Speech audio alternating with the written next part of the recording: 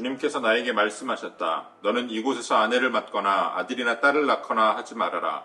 나 주가 이곳에서 태어날 아들, 딸과 이 땅에서 아들, 딸을 임신할 어머니들과 아들, 딸을 낳을 아버지들이 어떻게 될 것인지를 말하여 주겠다. 사람들이 혹독한 질병으로 죽을지라도 울어줄 사람도 없고 묻어줄 사람도 없어서 죽은 사람들은 땅 위에 뒹구는 거름덩이처럼 될 것이다. 전쟁에서 죽거나 굶주려서 죽은 사람들의 시체는 공중의 새와 들짐승의 먹이가 될 것이다. 그렇다. 나 주가 말한다. 너는 초상집에 가지 말아라.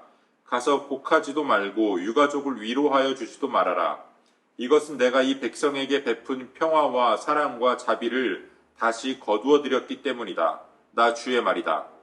이 땅에서는 높은 사람이나 낮은 사람이나 다 죽을 것이다.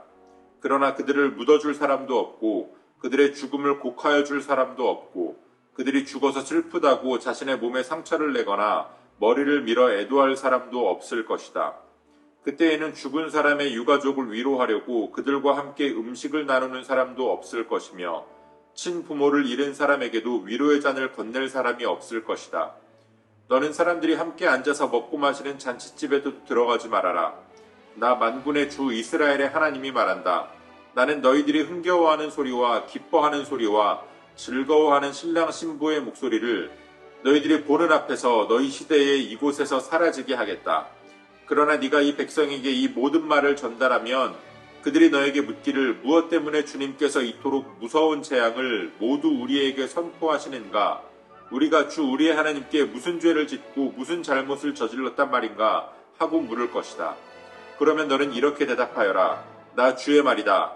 너희 조상이 나를 버리고 다른 신들을 쫓아가서 그들을 섬기며 경배하였다. 너희 조상이 나를 버리고 내 율법을 지키지 않았다. 그런데 너희는 너희 조상들보다도 더 악한 일을 하였다. 너희는 각자 자신의 악한 마음에서 나오는 고집대로 살아가며 내 명령을 따라 순종하지 않았다. 그러므로 내가 너희를 이 땅에서 쫓아내어 너희가 알지 못하는 땅, 너희 조상도 알지 못하던 땅에 이르게 하겠다.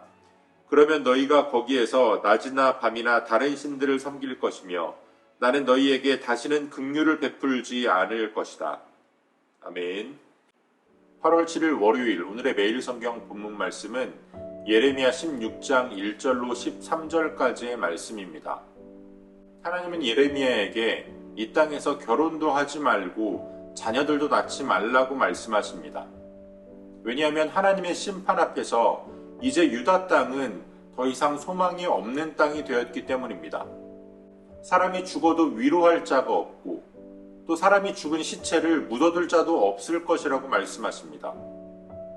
초상집에서 함께 애곡하며 슬퍼하며 슬픔을 나누는 일이나 또 잔치집에 가서 함께 기쁨을 나누는 그러한 평범한 일상생활들이 불가능해질 것이라고 말씀하십니다.